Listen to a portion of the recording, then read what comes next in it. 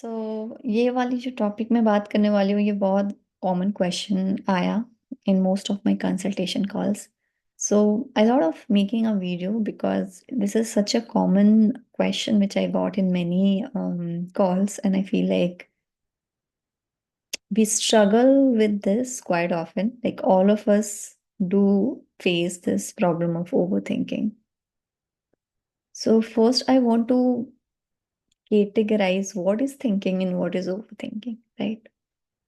Thinking means you are actually using your mind to decode a problem for yourself, or you are looking at the list of possible suggestion or uh, the ways which in which you can solve your own problem.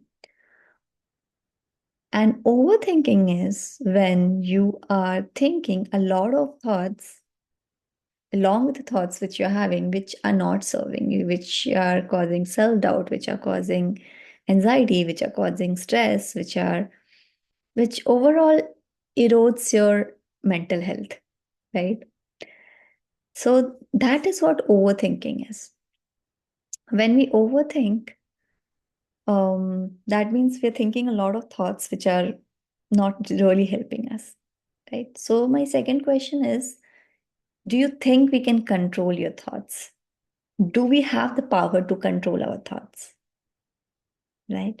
And if you think about it, most of the thought we think on a daily basis are like very similar, right? It follows the same pattern every day, and it comes from your own subconscious mind, right? It is like you're absorbing a lot of information, you have a lot of memories and information in your subconscious mind, and that is what which is being played every day. So can we control your thoughts? No. I mean, no, none of us can control our thoughts, but we can be better aware of those thoughts in the first place, right? And that needs a very conscious practice, right? It needs practice over time to decode our thoughts, to be aware of them, and to break the chain. Because most of the time क्या होता है कि ये negative thoughts इतने ज्यादा active हो जाते हैं that entire days goes off, पूरा दिन आपका खराब हो जाता है, and at the end of the day you do not do anything, like you will realize आज तो मैंने कुछ किया ही नहीं, but you are actually thinking through it throughout the day, and it feels like you did something by thinking, but your days doesn't become that productive as you want to, right? So how do we get in a space where we break this chain of overthinking and we really can choose what kind of thoughts that we want to think? So we cannot control our thoughts, but other thing we can do is observe our thoughts, right? Are you able to uh, think through your thought and observe what kind of thoughts you're having at that moment, right? And like I said, this needs practice. This needs practice on a daily basis where you're sitting and maybe you're just writing your thoughts. Like you're setting an alarm for yourself for every 2 hours and then just writing it down, whatever thoughts came to you, right? Without belittling them, feeling bad about it. Because since we know that we don't have control over our thoughts, judging them in a way which makes you feel bad is not going to help, right? Your judgment is not going to make it better. It is going to make it worse. So stop judging your thoughts and categorizing them as positive and negative. So positive सोचना है, negative नहीं सोचना है, ठीक है? ऐसा नहीं होता है, कभी कभी नेगेटिव थॉट्स आते हैं, दे कम, but you have to observe them from a distance that it is coming to you. When you observe them, when you be very aware of what you're thinking at that moment, now you're conscious, right? How do you break the subconscious mind which is coming to you at all the time? By being conscious of it. So that is one thing. Second thing is, if you are having a lot of thoughts, uh, then I would really highly recommend to see what kind of information you're consuming for yourself, right? How much social media consumption are you having on a day-to-day basis, right? Because it does impact. It does have, when you have a lot of information overload on your system, right?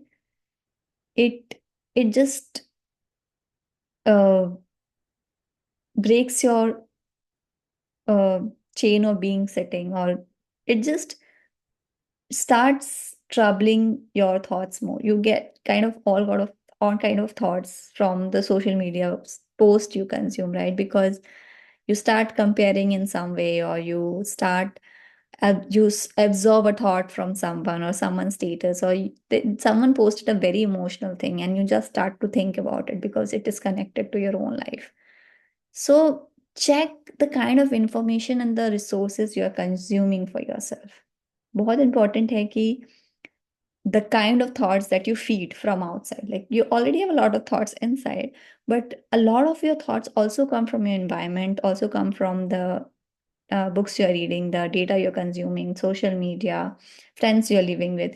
So it is coming from a varied number of people, resources, right? So it is very important to keep a check on the kind of information you're consuming for yourself. So, and I think this has really helped me, because I think there was a point in my life I got so addicted to social media, and I uh, somehow started comparing myself with people on social media, right? And it was not a very conscious comparison, but I did it very unconsciously. So I would really ask you to sit with it, right? How much are you consuming on a day-to-day basis, which is helping you and which is actually eroding your mental health? Because some way have started comparing, you have started seeing what you don't have in your life because someone posted that they have this and this, right? So if it is taking you to that level of comparison, I would say stop consuming those kind of content, right? And you can also do mindfulness, right? Mindfulness is a very beautiful way. It looks very simple, but it's actually very hard to implement, right? Actually being very present every moment. Like when you wake up and you are waking up and you're brushing your teeth, be very conscious with that activity. How are you brushing? When you're talking to someone, be very conscious about what are you listening, okay? When you are reading a book, being very conscious about what you're reading. How are you feeling when you're reading it? Instead of being in constant mind chattering, right? When it is like, instead of reading the book, you're actually thinking something else in your mind. But the data which is there, it's just that you're doing an activity where you're mindlessly doing it. So the antidote to mindlessness is mindfulness, right? And last but not the least, I would say, is what has helped me in my own life is uh, taking help from someone, like someone as a coach, right? And being in their presence, being in their safe space to speak out my mind, right? Because we don't do it usually. And even if you do it, you need someone to tell you what are you thinking. You need someone to, you know, see yourself in ways you're not able to see yourself, because you're so much consumed in the information, so much thoughts, that you kind of need a mirror to break that pattern for yourself. So now it's not that I don't overthink. I do overthink at times too, but it has become so much better for me. I feel like I have turned from the most negative person to someone who is like much more hopeful in life and much more hopeful of what things will turn out for. So I would say try this out for yourself and try being conscious of your thoughts instead of judging them, right? That's an important point because initially what used to happen with me, I used to think a lot of thoughts and then I started, I used to just judge myself for thinking those thoughts, right? And that did not used to help me because it made me feel more anxious, more stressed, and it made me feel like, oh, I think all this kind of thought. That means I'm like a bad person. So with all those thought, I also labeled myself as a negative person. So have this in mind that you cannot control your thoughts. It comes to you, but you can build this conscious practice of observing this from a distance, right? If you do need help, I also provide one-on-one consultation to my clients. And I also have a WhatsApp group where I share all kind of healing resources which you can join. Okay. Thank you. Take care.